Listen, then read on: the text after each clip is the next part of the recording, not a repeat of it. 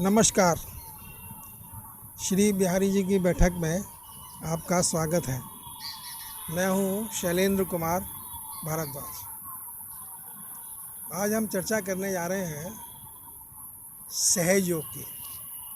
सहयोग जो भगवान श्री कृष्ण का मानव समाज के लिए एक अमूल्य उपहार है।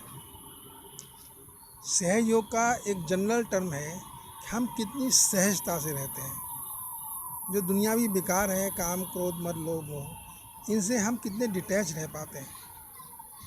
तो सहयोग के बारे में ये एक, जिस व्यक्ति के अंदर सहयोग जितना आता जाता है वो व्यक्ति उतना ही शांत और मधुर आवाज़ वाला हो जाता है, मधुर व्यवहार वाला हो जाता है।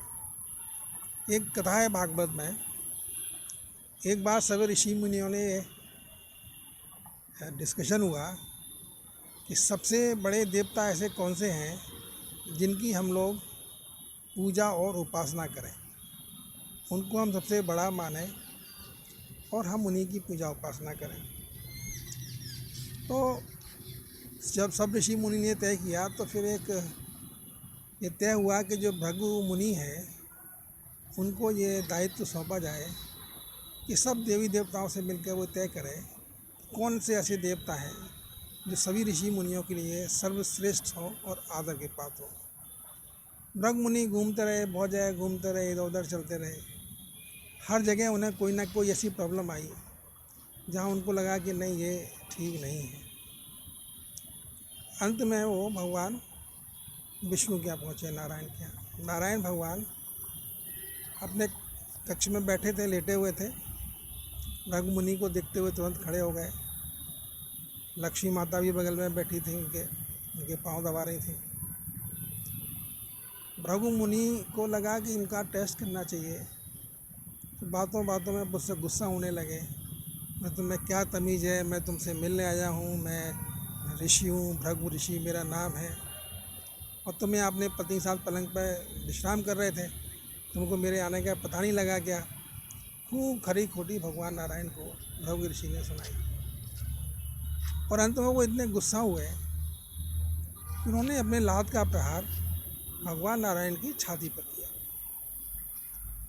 भगवान नारायण मुस्कुराते रहे और जब उन्होंने छाती पर प्रहार किया, अरे मुनिवर, आपकी कहीं पैर में चोट तो नहीं आ गई, आपके इतने नाजुक से पैर, ऐसा कह के उनके पैरों में गिर पड़े और उनके पैरों को सहलाने लगे, ये कहते हुए कि मुनि श्रेष्ठ, आपके पैरों में कोई चोट तो नहीं आई, मेरी कठोर छाती में आपने प्रहार किया था वो आपके लिए कोई कष्टदायक तो नहीं हुआ।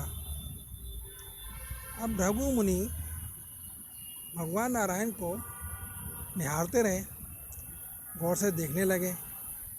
उनको लगा कि इसके चेहरे पे कोई क्रोध नहीं है, कोई आवेश नहीं है, कोई शिकन नहीं है, बल्कि वो इस दया भाव में है कि सही में मुझे कहीं चोट तो नहीं आई। तो ये भगवान कृष्ण की या नारायण की सहजता का परिचायक है। इतने बड़े घटनाक्रम में इतने समर्थ व्यक्तित्व को कोई लात मार दे, पैर मारे, और फिर भी मुस्कुराते रहें, सहज भाव से उनकी तरफ देखते रहें, मुस्कुराते रहें, सहज रहें, ये इस सहयोग की पराकाष्ठा है।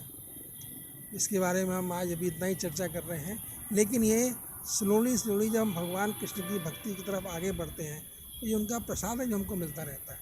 इसमें सहयोग है, क्रिया योग है, ध्यान है, भक्ति है, सब मिलाकर ये भगवान श्री कृष्ण के आशीर्वाद हैं जो उनके भक्तों को प्राप्त होते हैं।